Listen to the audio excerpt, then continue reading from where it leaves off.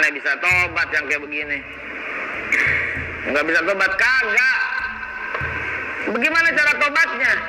Dia mesti minta maaf kepada 262 juta orang yang pernah dibohongin. Hukum harus dipatuhi dan ditegakkan. Untuk apa? Untuk melindungi kepentingan masyarakat, melindungi kepentingan bangsa dan negara. Jadi sudah merupakan kewajiban aparat penegak hukum untuk menegakkan hukum secara tegas dan adil.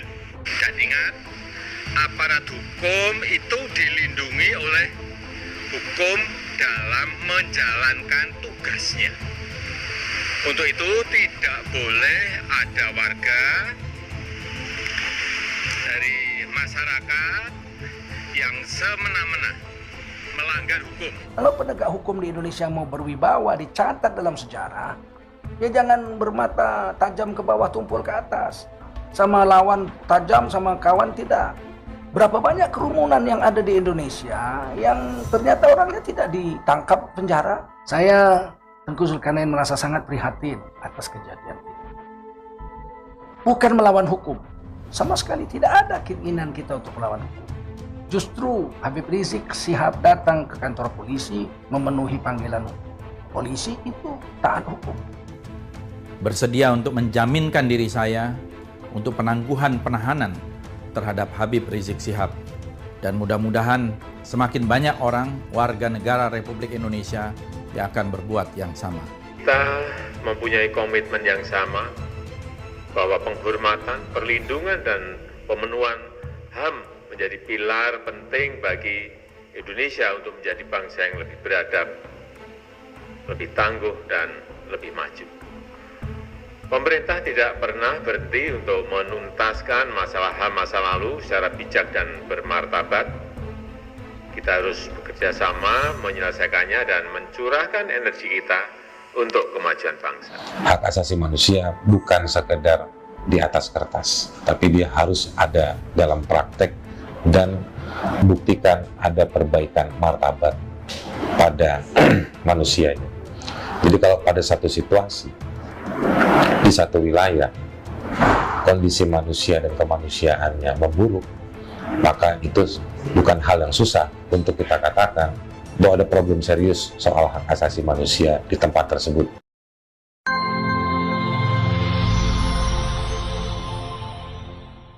Kami datang ke sini untuk menggantikan Habibana. Betul?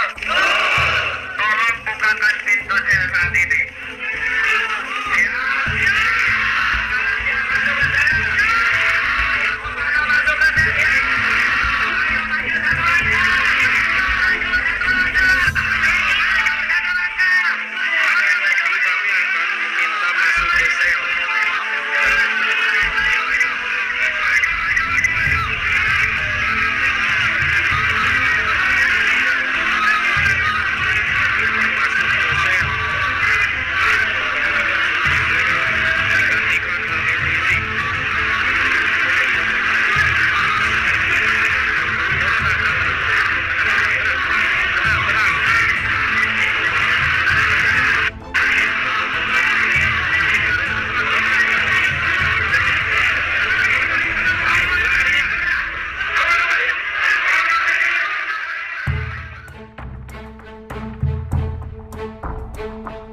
Massa mendatangi Polres Ciamis pada Minggu 13 Desember sore. Kedatangan mereka ke Polres Ciamis untuk menyerahkan diri kepada pihak kepolisian setelah Habib Rizik Syihab ditahan di Polda Metro Jaya. Koordinator aksi tersebut, Wawan Malik Marwan, mengatakan aksi itu merupakan bentuk dukungan kepada Habib Rizik Syihab yang ditetapkan sebagai tersangka dan ditahan karena menimbulkan kerumunan di Petamburan. Masa aksi itu bersedia ditahan untuk menggantikan penahanan yang dilakukan kepada Habib Rizik Syihab. Menurut dia, kedatangan massa ke Jakarta ketika itu bukan atas undangan atau ajakan Habib Rizik Syihab. Karena itu, massa yang ikut dalam kerumunan tersebut akan merasa berdosa jika hanya Habib Rizik yang ditahan. Kami siap dihukum gantikan Habib Rizik. Kami siap menjadi penggantinya. Itu tuntutannya, kata dia. Aparat kepolisian di Ciamis mengaku tak ada hubungannya dengan penetapan tersangka dan penahanan Habib Rizik Syihab, sebab yang berwenang menangani kasus itu adalah Polda Metro Jaya. Ia menegaskan masa siap melakukan aksi lanjutan jika Habib Rizik dizolimi. Kalau ada luka habaib, nyawa kami sudah diwakafkan, bela ulama, bela Habib Rizik, kata Saya dia. sangat menyesalkan proses yang terjadi pada Habib Rizik Syihab, baik dari proses penersangkaan yang sangat terburu-buru, kemudian penahanan, dan terutama adalah pembunuhan terhadap 6 warga sipil, anggota FPI yang meninggal, insya Allah syahid pada tanggal 7 Desember 2020. Dan pada tanggal 13 Desember kemarin, ketika Habib Rizik diperiksa sebagai tersangka selama belasan jam untuk sebuah tuduhan yang juga masih sangat diragukan, sangat sumir, yaitu tentang protokol kesehatan, Habib Rizik Syihab telah ditahan oleh pihak Kepolisian Republik Indonesia. Ribuan kasus pelanggaran protokol kesehatan, hanya satu yang diproses dengan cara yang luar biasa, bahkan melalui pembunuhan. Oleh karena itu, saya sebagai anggota DPR RI bersedia untuk menjaminkan diri saya untuk penangguhan penahanan terhadap Habib Rizik Syihab, dan mudah-mudahan semakin banyak orang warga negara Republik Indonesia yang akan berbuat yang sama. Karena saya yakin, dan saya kira banyak umat Islam terutama yakin, bahwa Habib Rizik tidak bersalah. Dan kalaupun ada pelanggaran terhadap kerumunan yang terjadi ketika itu, maka sudah dilakukan pembayaran denda sesuai dengan aturan yang berlaku. Mudah-mudahan penjaminan diri ini bisa menangguhkan penahanan terhadap Habib Rizik Syihab. Hukum itu diperlukan untuk membuat tentram masyarakat. Hukum itu mendidik, bukan membidik orang yang dianggap musuh atau lawan politik. Hukum itu harus sama, matanya kepada siapapun. Tindakannya harus sama dalam kasus yang sama. Tidak boleh dalam kasus yang sama, berbeda tempat, tindakannya berbeda. Ini namanya hukum yang tidak adil. Saya ingin ceritakan bahwa satu hari, seorang putri kepala suku Bani Makhzum mencuri, namanya Fatimah.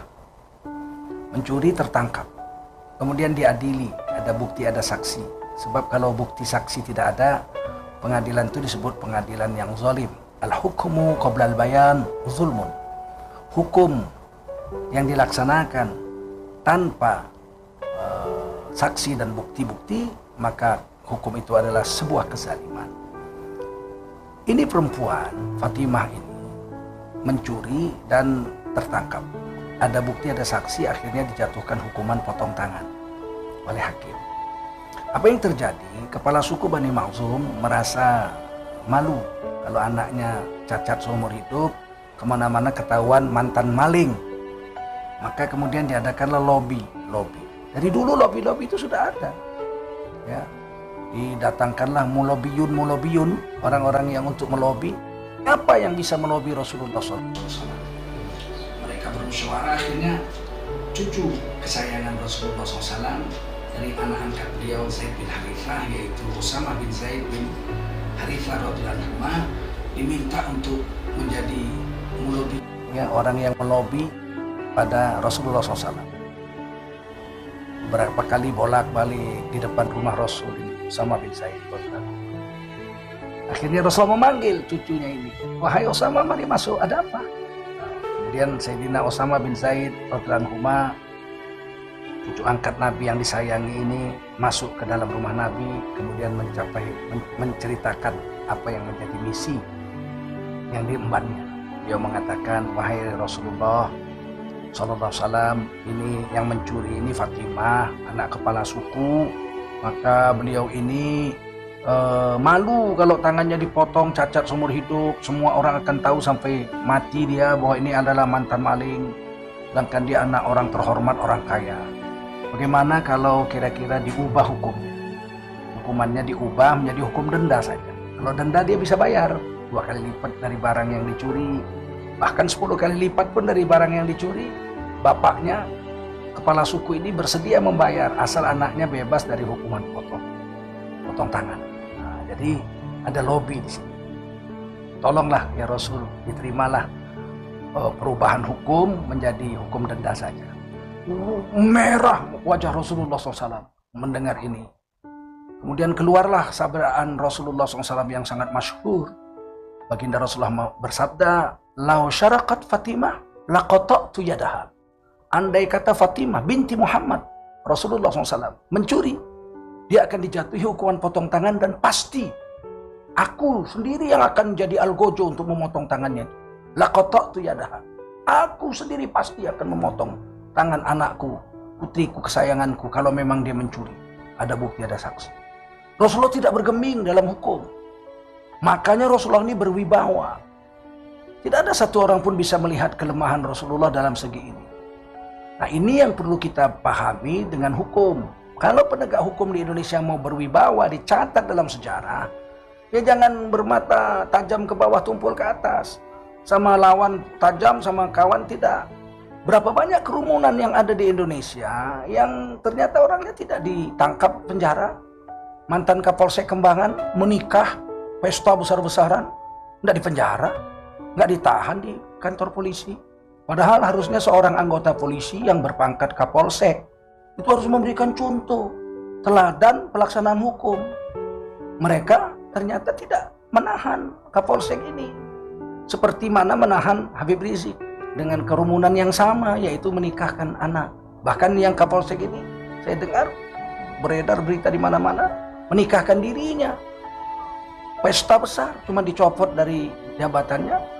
Sekarang tidak ada kabarnya dan pasti tidak ditangkap, tidak ditahan sebagaimana Habib Rizik ditahan. Juga ada kerumunan di Solo. Oh, itu kerumunan urusan Bawaslu karena belum terjadi pelaksanaan pemilu. Setelah pemilu, syukuran rame-rame, ada videonya di mana-mana beredar. Toh nggak dipanggil, nggak ditahan juga. Oh, itu urusan Bawaslu. Nah, ini kan urusan Pemda. Kalau ada orang melanggar protokol kesehatan, Pemda yang urus. Hukum denda. Saya pikir bukan polisi yang urus, tangkap, pidananya dicari. Kalaupun memang betul polisi berhak memberikan hukum pidananya, maka ya yang sana ditahan, yang sini harus ditahan. Sehingga masyarakat melihat keadilan mata hukum itu sama kepada semua pihak. Baik kepada pihak lawan, yang dianggap lawan, atau pihak yang dianggap kawan. Ini pihak dianggap kawan dan lawan inilah yang kadang-kadang membuat hukum itu menjadi pincang sebelah. Dan itu tidak baik bagi pendidikan anak bangsa, terutama dalam catatan sejarah hukum di negara kesatuan Republik Indonesia ini ke depan. Nanti akan ada sarjana-sarjana hukum ketika membuat tesisnya, dia akan selidiki masalah ini, dan ini menjadi cacat permanen sampai hari kiamat. Alangkah malunya orang-orang yang terlibat dalam perkara ketidakadilan ini, dan anak-anaknya akan malu. Ya, kenapa? Karena bapaknya ada terlibat dalam urusan ini. Ini terus berlanjut. Saya ingin mengetuk saja, bukan ingin membongkar apa-apa aib, bukan. Saya ingin mengetuk hati nurani kita semua agar mentaati hukum dan agar kita seimbang dalam pelaksanaan hukum ini, karena seluruhnya manusia memantau, bahkan mata internasional memantau, rakyat Indonesia memantau, Allah dan Rasulnya nanti di hari kiamat juga akan melihat pengadilan yang maha adil kepada mahsyar tentang perkara ini. Kepada saudara-saudara, celakalah hari ini orang-orang yang berdusta. Laknatullah, jangan dikira dusta itu, waduh. Ditanya Rasulullah, apakah mungkin orang mukmin itu kikir? Mungkin. Apakah mungkin orang kikir, orang mukmin itu teledor? Mungkin.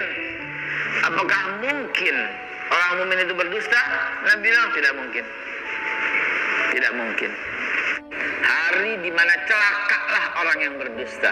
Apalagi dustanya kepada 262 juta orang di Indonesia. Kalau ternyata ada dusta, La ilaha illa anta subhanaka inni kuntu minadz zalimin. Nangis senangis-nangisnya. Kenapa? Orang yang berdusta ini akan keluar dunia tanpa iman. Bayangin. Dalam keadaan malu, dalam keadaan hina, dalam keadaan nista. Itu dia orang-orang yang berdusta. Ya, naudzubillah summa naudzubillah. Kagak bakal bisa masuk surga. Orang-orang yang seperti ini, kok Ustadz bisa tentuin aja gitu. Saya sering dikatain begitu. Ya orang nggak beriman ngomongnya begitu. Kalau orang beriman pasti tahu. La yadkhulul jannah man kana fi qalbihi misqala dzarrah minal kibr. Kagak bakal bisa masuk surga. Nabi yang bilang, barang siapa yang ada dalam hatinya misqala dzarrah seberat debu, dalam hati seberat debu doang, minal kibr, daripada sifat kibr. Mahwal kibr ya Rasulullah, kata para sahabat. Apa itu kibr ya Rasulullah? Batarul haq wa ghamsun nas. Menolak yang benar. Menolak yang benar apa? Menerima yang bohong. Menerima yang dusta. Wa ghamsun nas, dan meremehkan manusia. Entar pada tahu, bodoh. Dikiranya enak kali yang suka kayak begini orang. Gue bohong kenapa? Batarul haq, dia menolak yang hak. Ntar orang-orang tahu, bodoh. Kan gua punya kuasa. Apabila ada yang kayak begitu, Pak, la ilaha illallah. Nangis dia. Tobat deh, gua tobat. Kagak bisa. Mana bisa tobat yang kayak begini? Nggak bisa tobat, kagak. Bagaimana cara tobatnya? Dia mesti minta maaf kepada 262 juta orang yang pernah dibohongin. Ini para koruptor. Jangan melenceng kemana-mana otaknya. Para koruptor dikira habis dia korupsi, kemudian dia minta maaf, dia dihukum, dibangun masjid, kelar gitu, kelar urusan. Di dunia kelar, Pak. Di akhirat demi Allah belum seujung kuku. Kenapa? Karena dia telah mencuri, membohongin 262 juta. Sebelum 262 juta ini berkata, saya ikhlas, saya ridho, seperti Jakobus.